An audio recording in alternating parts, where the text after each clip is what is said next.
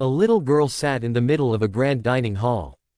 Balloons floating lifelessly around her, cake untouched, candles melted down to nothing but wax.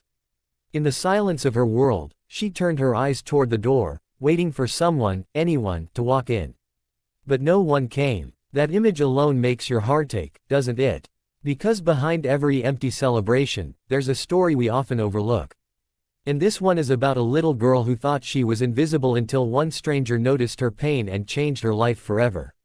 Stay with me because you're about to see how a single moment of kindness rewrote the meaning of family.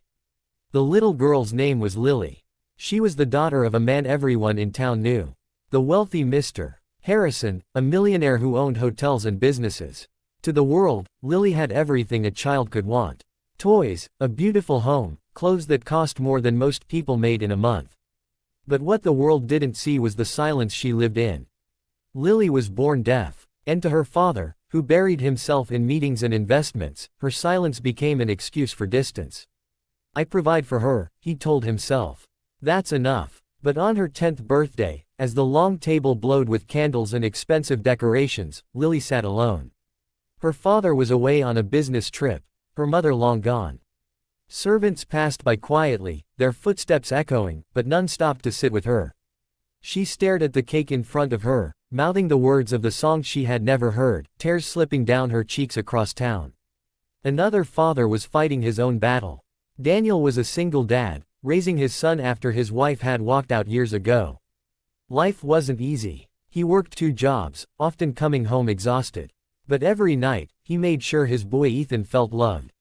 They didn't have much, but they had each other. That evening, after picking Ethan up from a community center where he played, Daniel noticed a girl sitting alone in the corner of the courtyard. She wore a beautiful dress, far too elegant for the dusty playground, and her eyes were swollen from crying. Ethan nudged him. "Dad, I see her at school sometimes. No one talks to her much. She doesn't speak." Daniel crouched down near the girl. "Hey, sweetheart, are you okay?" She didn't respond, only looked at him with wide, guarded eyes. Ethan whispered, "Dad, she's deaf." Daniel's heart clenched. He remembered how isolating childhood could feel even with friends. How much worse it must be in silence. Then, to Ethan's surprise, Daniel raised his hands. He signed slowly, awkwardly, but with effort. "Are you okay?" Lily's eyes widened. She blinked in disbelief. Someone was speaking to her in her language. For the first time that day, her lips curved into a trembling smile. She signed back, "It's my birthday. But I'm alone." That moment was the beginning. Daniel sat with her, signing the best he could. Ethan laughed, joining in with clumsy signs. They sang happy birthday, not with voices, but with hands. Daniel even ran to the nearby bakery to buy a small cupcake, lighting it with a single candle. As Lily closed her eyes to make a wish, she wasn't thinking about her father or her empty mansion. She was thinking about this man and his son who had treated her like she mattered. The next day, everything changed. Word spread quickly. Mr. Harrison's daughter had been seen with a man and his boy in town, laughing and smiling, something no one had seen her do before. At first, Mr. Harrison was furious. Who was this stranger who had approached his daughter? But when he confronted Lily, demanding to know why she had wandered off with them, she didn't cry or hide. She signed with firm hands, "Because they see me. Because they care." That night, Mr. Harrison sat alone in his office, her words replaying in his mind. For the first time, guilt hit him harder than any business loss ever had. He had given his daughter wealth, but not love. And here was a man with nothing, yet somehow he had given her the world. Mr. Harrison sought Daniel out. Their first meeting was tense, almost confrontational.